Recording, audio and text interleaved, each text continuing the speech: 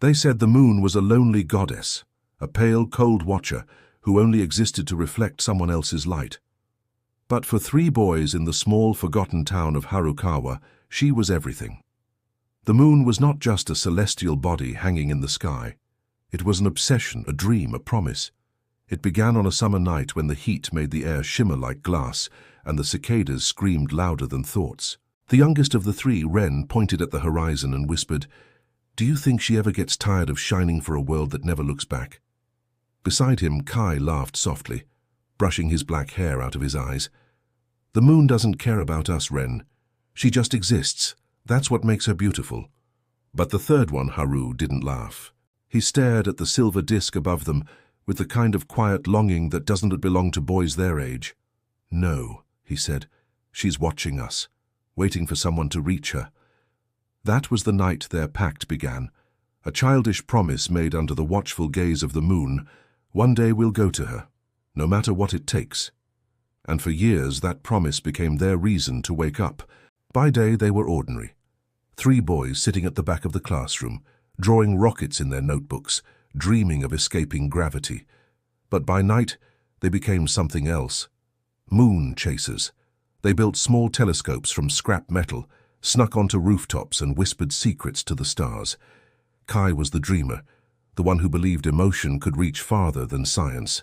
Haru was the genius, cold, analytical, with eyes that saw patterns in the chaos. Ren was the believer, too innocent, too fragile, too full of light. Together, they made the impossible feel within reach. Years passed, and the small town that once echoed with their laughter began to fall silent. Dreams have a way of fading when reality grows teeth. Kai's father lost his job. Ren's mother fell ill. Haru stopped smiling. But the moon was still there, haunting, constant, whispering promises in silver light. When they were 17, the town organized a night festival, a celebration of the full moon. Lanterns floated over the river, carrying wishes to the heavens. Haru stood apart from the crowd, staring at the reflection of the moon trembling on the water's surface. Kai approached him. "You're not writing a wish?" Haru smiled faintly. "I don't need to. My wish already knows my name." Kai frowned.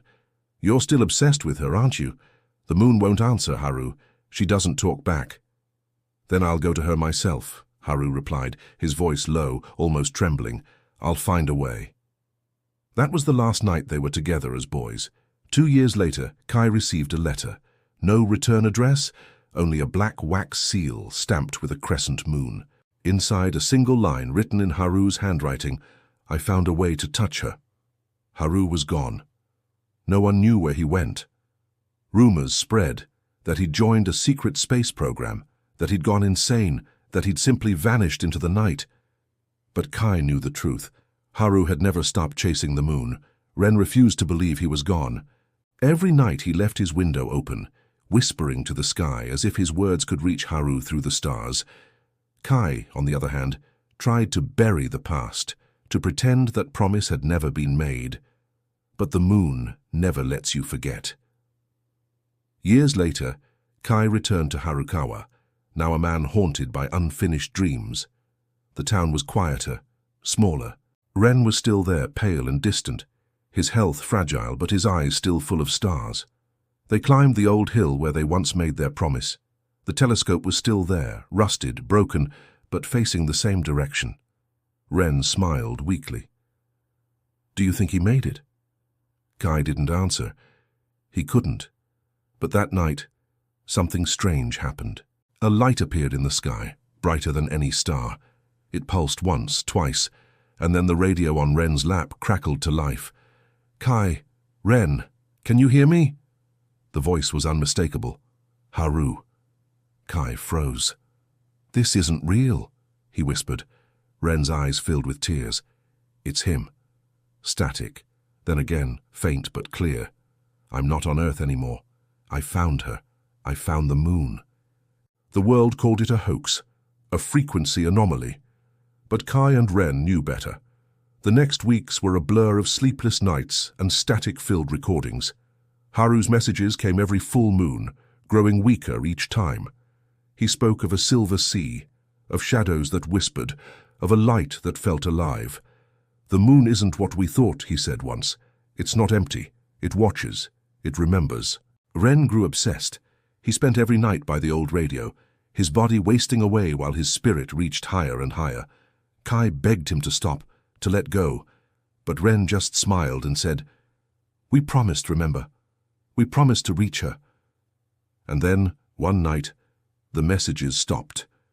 Winter came.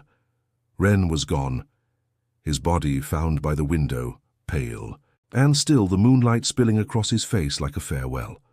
On his desk, Kai found a note. "I'm going to him. Don't be sad. The moon keeps her promises." For a long time, Kai tried to move on.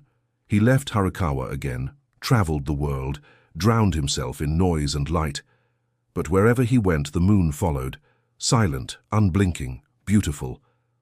Until one night, years later, he heard it again. The radio in his apartment, one he hadn't used in a decade, suddenly turned on by itself. A faint hum, then a voice. Haru's voice. "Kai, it's almost full again." Kai's heart stopped. He ran to the window. The moon was enormous that night, glowing red, like a heartbeat in the sky. And then he heard another voice, softer, fainter. "Ren. Come home, Kai. We're waiting." The light grew brighter, swallowing everything. When the neighbors entered his apartment the next morning, they found the radio still on, static humming softly. The window was open, curtains fluttering in the wind. But Kai was gone. Only a notebook remained on his desk, open to a single page. On it, 3 names: Kai, Ren, Haru, and below them, a drawing, a moon, surrounded by 3 stars, holding hands. Some say it was madness, others say it was destiny. But every few years, when the moon is at its closest and the night is perfectly still, people in Harukawa claim they can see 3 faint lights moving across her surface, dancing, like boys who finally made it home. Because maybe the truth is simple.